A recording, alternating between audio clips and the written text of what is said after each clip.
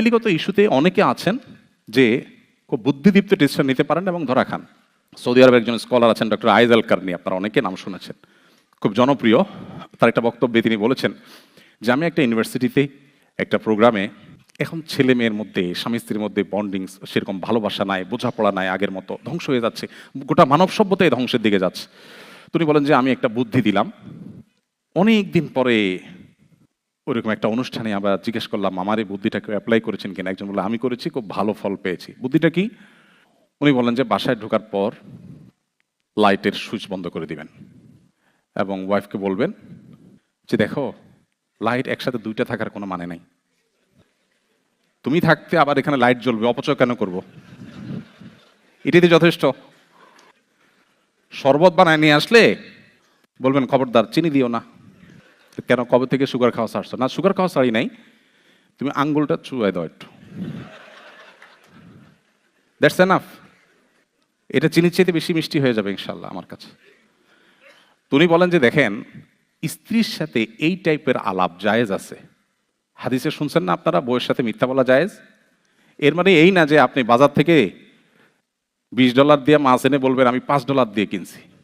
বেশিরভাগ মহিলারা, আমাদের দেশে মহিলাদের কথা বলছি, টেন্ডেন্সি হলো জামাইয়ে কেনাকাটা করে যদি ধরা খায়, তো ধরা খায়া বেচারা যদ্দুর কষ্ট পায়, বউয়ের বকা খায় তার চেয়ে বেশি কষ্ট পায়।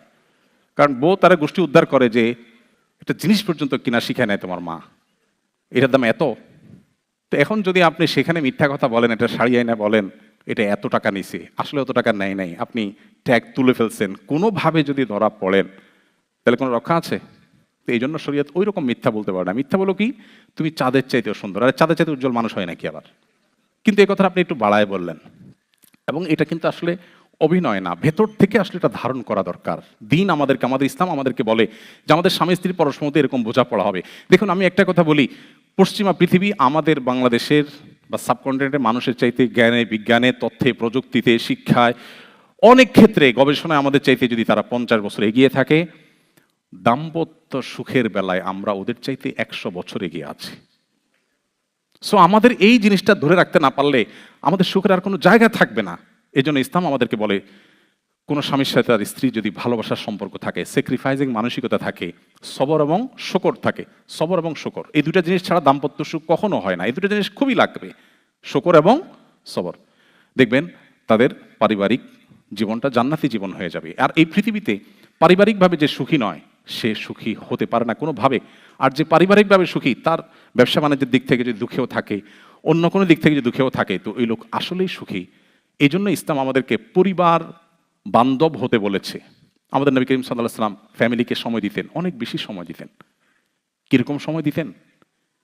যুদ্ধের ময়দানে পর্যন্ত, রণাঙ্গনে পর্যন্ত স্ত্রী ছাড়া কোনো দিন যান নাই। তার জীবনে বছরের 10 দিন এতেকাফে থাকতেন, সে 10 দিন স্ত্রীর সঙ্গ পেতেন না। এর মধ্যেও কোনো কোনো হাদিস থেকে দেখা যায় কোনো কোনো উম্মুল মুমিনিন, কোনো কোনো স্ত্রী মসজিদে এসে নবীর সাথে দেখা করে কথা বলে যেতেন, এবং মসজিদ থেকে মাথাটা বের করে দিতেন। আয়েশা রাদিয়াল্লাহু তাআলা সহযোগিতা নিতেন, মাথার চুল লম্বা ছিল দোয়ার ক্ষেত্রে। মানে এতটা স্ত্রীর সাথে কানেক্টেড ছিলেন তিনি। কিন্তু আমাদের আজকে সে সম্পর্ক নাই। আলহামদুলিল্লাহ, যারা যত বেশি দিনদার তারা স্ত্রীকে তত ভালোবাসেন, এবং যে নারী যত দিনদার তিনি তার স্বামীকেও ততটা ভালোবাসেন। আমাদের সম্পর্কগুলো শেষ হয়ে যাচ্ছে। প্লিজ উন্নত দেশগুলোর ভালো জিনিসগুলো গ্রহণ করুন। তাদের অনেক কিছু আছে ভালো, ডেফিনেটলি সেগুলো গ্রহণ করেন, কিন্তু তাদের কাছ থেকে এমন কিছু গ্রহণ করবেন না যেটা আপনার ধ্বংস ডেকে আনবে। সবকিছু অন্ধের মতো গ্রহণ করা এটা কোনো বুদ্ধিমানের কাজ হতে পারে না।